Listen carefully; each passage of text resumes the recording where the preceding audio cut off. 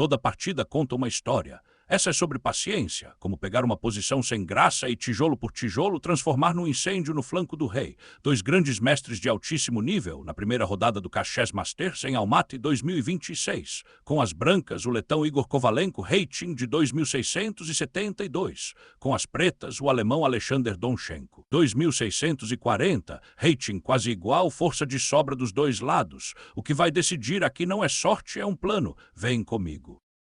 E antes de começar, se você curte xadrez de alto nível, já deixa o teu like e se inscreve. É aqui no canal que a gente destrincha, lance a lance, as partidas mais bonitas dos grandes torneios. Fechou? Então bora. Kovalenko abre com o cavalo para F3, um começo flexível. Peão para D5, as pretas fincam a bandeira no centro. Peão para D4. Cavalo para F6. Peão para C4, já temos um jogo de peão-dama com as brancas brigando pelo centro. Peão para 6, sólido e flexível. Peão para G3, preparando o fianqueto, o bispo vai para a grande diagonal. Bispo para B4, com cheque provocando. Bispo para D2, bloqueando o cheque. Bispo para D6, recuando para uma casa mais ativa. Dama para C2. As pretas rocam, rei em segurança. Bispo para G2 e o fianqueto está completo. Isso é o sistema catalão, uma das armas mais respeitadas contra o peão-dama. A ideia branca é pressão de longo prazo na grande diagonal e no centro. A preta é segurar firme e buscar o alívio na hora certa.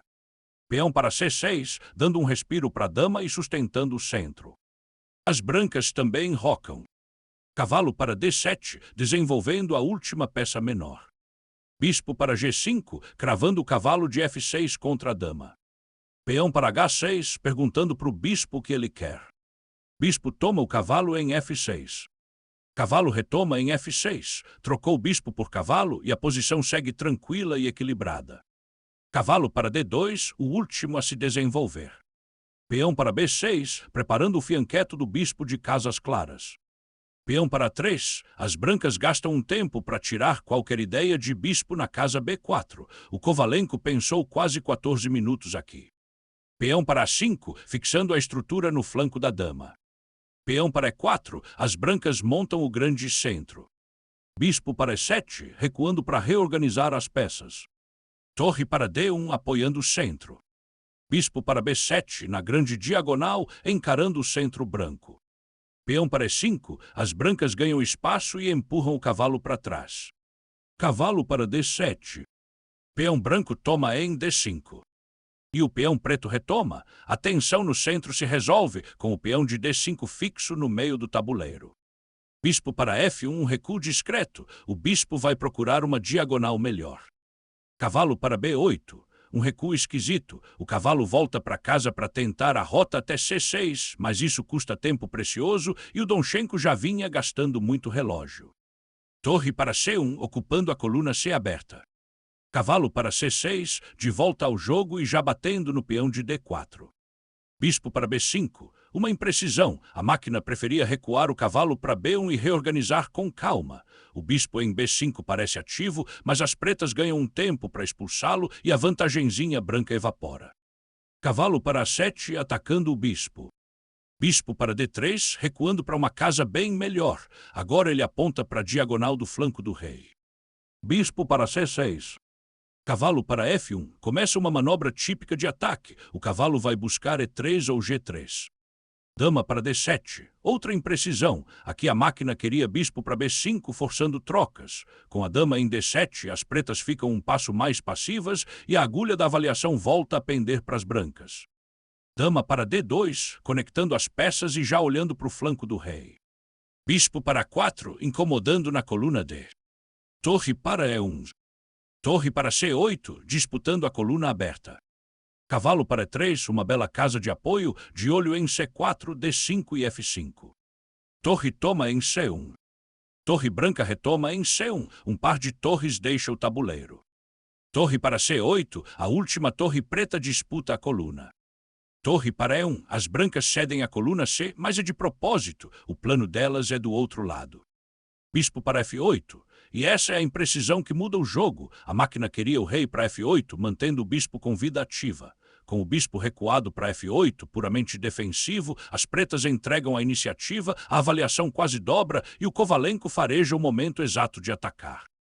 Peão para H4, aí está o sinal. O peão H começa a marchar contra o rei preto.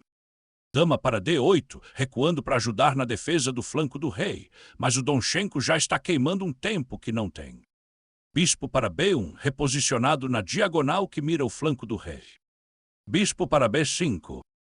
Rei para H2, um lance de ataque disfarçado. O rei sai da coluna G para liberar a torre e o avanço do peão G. Bispo para A6. Torre para G1 atrás do peão G. Agora o plano está escancarado, vem G4 e G5 para escancarar o rei.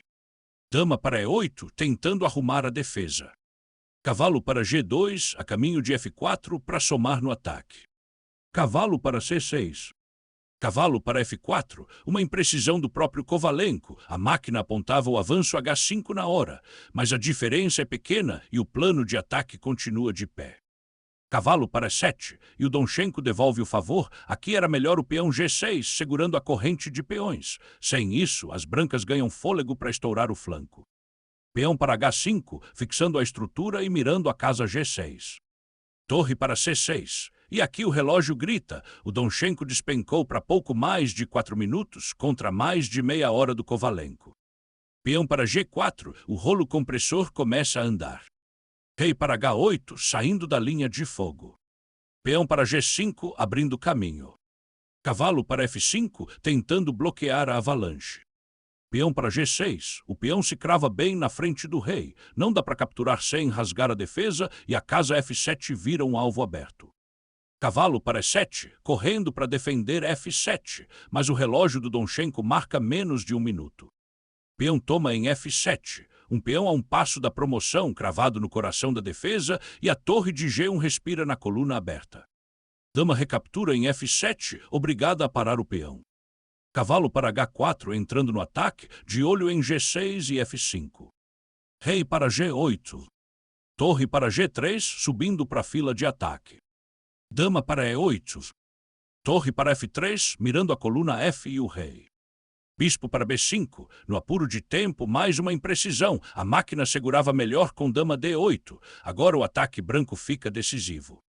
Cavalo para G6, o golpe. O cavalo se enfia bem na frente do rei preto e a torre de F3 dispara com força total na coluna F. O cavalo preto é obrigado a tomar em G6. E o bispo retoma em G6. Agora ele domina a diagonal e a casa F7 está na mira. Dama para D7, última imprecisão, mas a essa altura já não há salvação. A máquina resistia um pouco mais com dama E7. Dama para F4, entrando no ataque, de olho em F7 e F8. Torre para C8, sem defesa possível.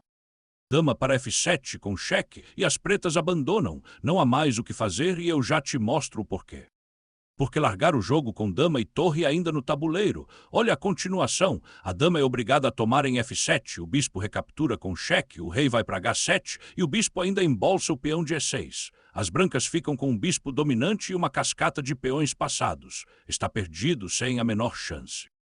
Vitória de Kovalenko e uma verdadeira aula de ataque. Repare que não teve sacrifício espetacular nem golpe de sorte. Teve um plano. Quando o Donchenko recuou o bispo para F8 e ficou passivo, o Kovalenko cravou o rei preto e foi empurrando os peões H e G tijolo por tijolo até a defesa desmoronar. E o relógio ajudou. O Donchenko gastou tempo demais no começo e chegou ao ataque quase sem pensar no desespero. A lição fica clara, iniciativa é tudo. Quem ataca dita o ritmo, quem só defende mais cedo ou mais tarde tropeça. Com esse ponto, o Kovalenko faz uma estreia de gala. Se essa análise te ajudou, deixa o teu like e se inscreve para não perder as próximas. Até a próxima.